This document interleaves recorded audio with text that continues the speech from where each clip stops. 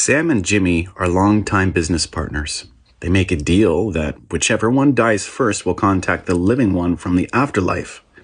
So much later, Jimmy dies. Sam hasn't heard from him in about a year. Figures there's no afterlife. Then one day he gets a call. It's Jimmy. So there is an afterlife. What's it like, Sam asks. Well, I sleep very late. I get up, have a big breakfast. Then I have sex. Lots of sex. And then I go back to sleep. But I get up for lunch, have a big lunch, have some more sex, take a nap, huge dinner, more sex, go to sleep, wake up the next day. Oh my gosh, says Sam. That's what heaven's like? And Jimmy goes, no, I'm not in heaven. I'm a bear in Yellowstone National Park. So, all joking aside, humans do not actually reincarnate into animals. That would be erroneous. After all, the creator of the universe commanded Israel to follow the 613 commandments which are in the Torah.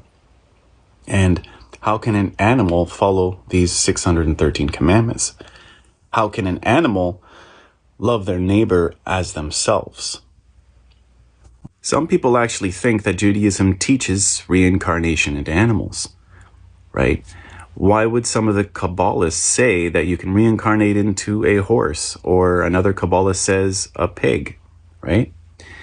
They don't actually teach this. It seems that way, but it's not what it looks like.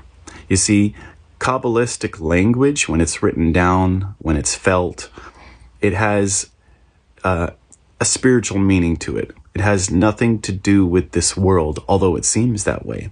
You see, words like chamor, which is donkey, also means like material things. The word land has to do with a desire or a will. It's called language of branches. So even the Zohar says, woe unto him who thinks that the Torah comes to tell literal tales. Rather, it has the uppermost meaning. Okay, so when a Kabbalist writes down that a person can reincarnate into a pig, he's talking about spiritual states. That a person can have the characteristics of a pig, which may be, for example, selfishness, right? And even a person can reincarnate into a rock, but not literally. What does this mean, spiritually speaking? That they are just sitting lame, not doing anything. There is no spiritual development in them. Now let's look into the Old Testament, properly called the Tanakh, for references of man being reincarnated. Ecclesiastes 1 verse 4, it says, a generation departs and a generation comes. So if this refers to the normal flow of generations, a generation cannot come after the previous generation has gone. Rather, this refers to the same souls returning in consecutive lives. In the book of Job, chapter 1, verse 21, Job poetically says, naked I left my mother's womb, and naked I shall return there. Who comes back to their mother's womb? Enter reincarnation. Another mic drop from Job, chapter 33, verse 29 to 30. It says, all these things does God do twice, even 3 times with a man, to bring his soul back from the pit, that he may be enlightened with the light of the living. Now let's venture into the New Testament and take a look at the famous Jewish rabbi Jesus, properly called Yeshua in Hebrew.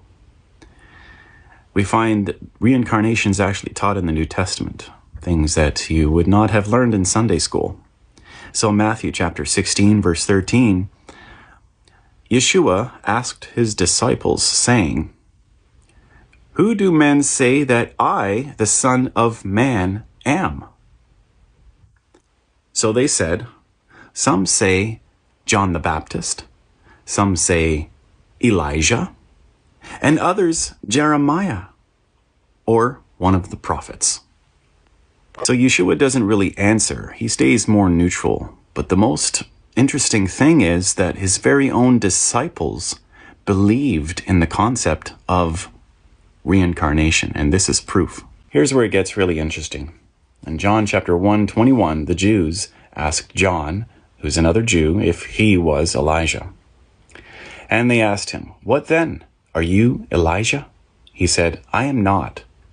"Are you the prophet?" And he answered, "No." John was not aware who he was. You don't always remember your previous life, and this is why Jesus said the following in Matthew chapter 11.